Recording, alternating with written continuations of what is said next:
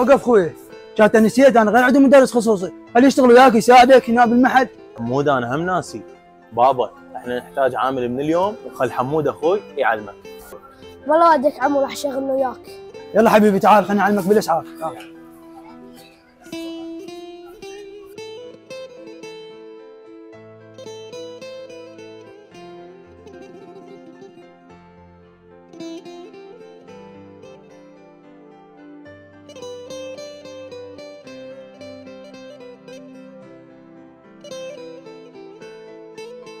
خويا كاظم، هذا الدرغام انا علمته على السعر، وانا عندي مدرس خصوصي راح اروح، دير بالك علي.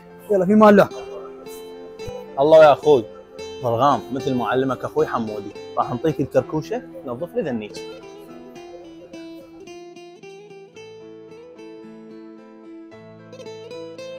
يا اخويا كاظم امك تخربطت، الحقني وديني المستشفى.